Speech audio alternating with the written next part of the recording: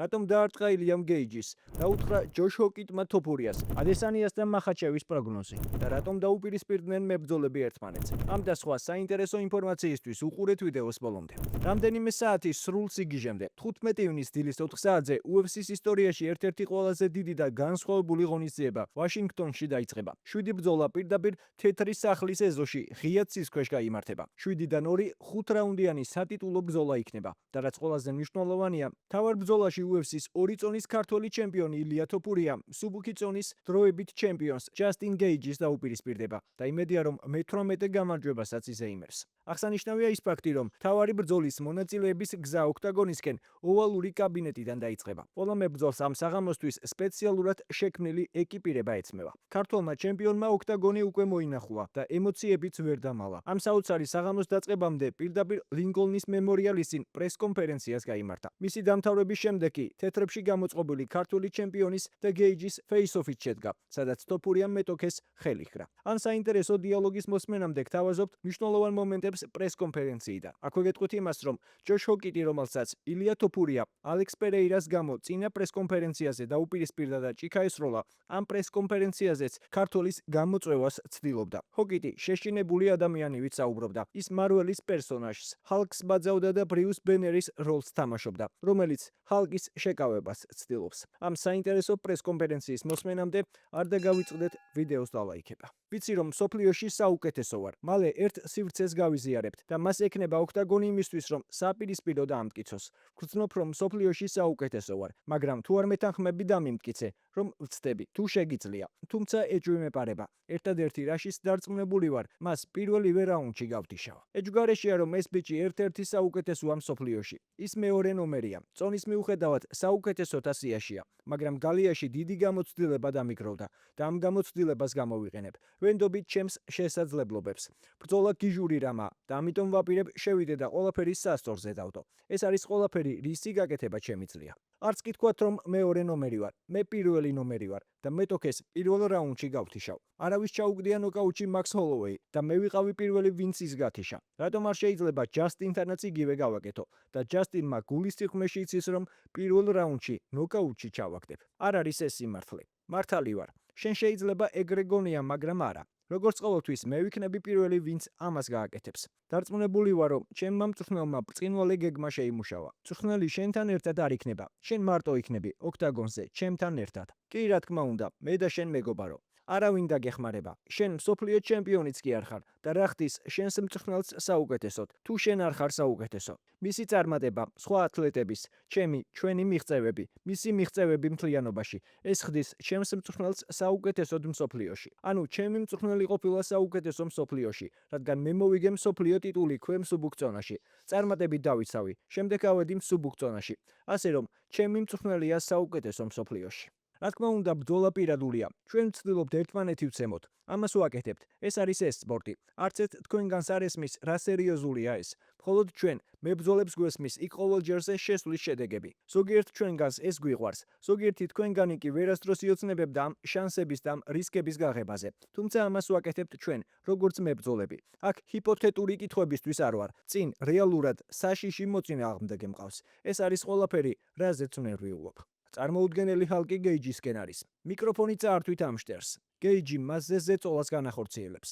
ბიჭო, უბრალოდ ენა ჩაიგდე. უბრალოდ ბოდიში მინდა მოვიხადო წინა ჯერზე პრეს-კონფერენციის ჩაშლისთვის. თოფურიაც მიყვარს, პერეირაც მიყვარს. ესენი ჩემი ფავორიტი მებრძოლები არიან და ამიტომ უბრალოდ ბოდიში მინდა მოვიხადო ამ ყველაფრისთვის. ახლა ვნერვიულობ. დღეს უბრალოდ ჩვეულებრივი ჯოში ვარ. უბრალოდ მოკეტე. ყველაფერს ვაკეთებ რომ ჰალკი გარეთ არ გამოუშვა. თოფური ალბათ ჩემი ფავორიტი მებრძოლია. მართალი რომ თქვა ის ყოველს ნოკაუტში აქტებს. დიდი მადლობა, მაგრამ მოკეტე. დაუჯერებელი ჰალკი ამბობს რომ პერეირა ჩიტივით გაჭმევს. ანუ პერეირა ღეჭავს შენს საჭმას და მერე პირში ჩიტივით გიდებს, როგორც პატარა ბარტყს. ბოდიში თოფურია, ამას ვერ ვუძლებ. მე არავის ვუყვარ ვარ დაუჯერებელი ჰალკის გამო. ის ჩემს ცხოვრებას ანადგურებს. შეუძლია ვინმეს ეს ტიპი გააჩუმოს. ვფიქრობ თოფურია გაბრაზებულია, რადგან ისეთი დაბალი აბაზანის სარკეში საკუთარ თავს ვერ ხედავს და მაიამელ სტრიპტიზიორზე დაქორწინდა. ბოდიში დაუჯერებელი ჰალკი უბრალოდ შარში მხობს. ბოდიში თუმცა თოფურია, მე შენი დიდი ფანი ვარ. შენ მაინც ჩემი ფავორიტი ხარ. წინ რთული დავალება გაქვს. გეიჯი მართლა მშიერია და ის ამერიკელია, რაც ყველაზე მთავარია. აი რას ამბობს დაუჯერებელი ჰალკი. არ მომიახლოვდე. დამარტყამ? კი. კარგი, მიდი დამარტყი. ახლა საკმარისა და ახლოს ვარ. მინდა ტკივილი მოგაყენო. მინდა ეს ჩხუბის დროს მოხდეს. სახეში მუშტი სწორედ ამიტომ არ დაგარტყი. გაიხედე, შეხედე რა ლამაზი ხედი გვაქვს და შენ კიდევ გინდა პატარა ცხოველივით მოიქცე. ისიამოვნე. პატარა ემოციური ცხოველი. შეხედე, ხედავ, ლამაზია, ძალიან გიხდება. მიხდება, კი, შენ ხომ სწორედ ამ კამრისთვის იბრძვი, მაგრამ ის მე მეკუთვნის და მე ბევრად უფრო მიხდება. კიდევ ერთი და ვეღარ ატარებ, შენთვის ძალიან მძიმე იქნება.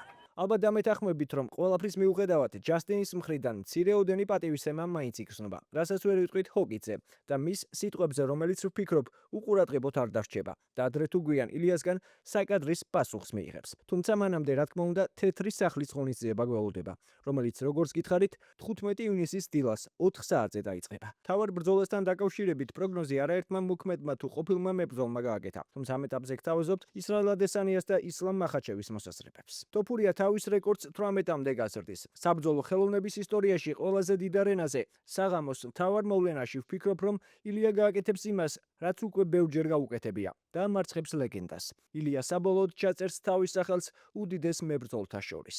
ტოფურია უფრო ახალგაზრდა, მაგრამ ასაკობრივი სხვაობის მიუხედავად, რა თქმა უნდა, გეიჯის არ ჩამოვწერ. ის ძალიან დიდი გამოცდილების მქონე ძველი მეომარია. გულშემატკივრებისთვის ეს შესანიშნავი ბრძოლა იქნება.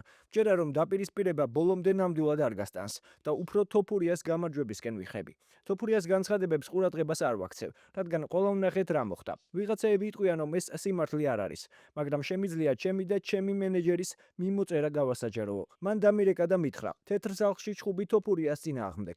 მაშინვე უთხარი: თანახმავარ, წავიდეთ. არაფერი მიკითხავს და ალიბ მითხრა, რომ ჰონორარი მაღალი იქნებოდა, რადგან თეთრი სახლის ღონისძიებაზე იყო საუბარი. უპასუხე, რომ ეს უკეთესი იქნებოდა. თუმცა მეორე დღეს დამირეკა და შემატყობინა, რომ ორთა ბრძოლა არ გაიმართება. ვიკითხე, რატომ, რა მოხდა? მანამ იხსნა, რომ ტოფურიამ ჩხუბის სანაცვლოდ არანორმალური ჰონორარი მოითხოვა. ერთ-ერთ ინტერვიუში ეს უკვე ვთქვი, რის შემდეგაც დანა ვაიტმა აღნიშნა, რომ მსგავსი არაფერი იყო. თუმცა ილიას მენეჯერმა თავად აღიარა, რომ UFC-მ ჩხუბის სანაცვლოდ ძალიან მცირე თანხა შესთავაზა, რის გამოც უარი თქვეს. ეს მისი მენეჯერის სიტყვებია. ილიას შეუძლია რაც უნდა ითქვას, მაგრამ მოლაპარაკებებს მისი მენეჯერი აწარმოებდა. მე და ჩემმა მენეჯერმა ძალიან კარგად ვიცით რა მოხდა. რაც შეეხება ჩემი ხელის ტრავმას, ძველი დაზიანება მაწუხებს, მაგრამ ვაპირებ ოპერაცია კარიერის დამთავრების შემდეგ ჩავიტარო. ეს დაზიანება ჩხუბში ხელს არ მიშლის. არანაირი საუბარი არ ყოფილა იმაზე, რომ ეს ორთა ბრძოლა ჩემი დაზიანების გამო ჩაიშალა. თქვენ რას ფიქრობთ, რომელ წუთზე ან რომელ რაუნდში შეძლებს ტოფურია მორიგი გამარჯვების მოპოვებას?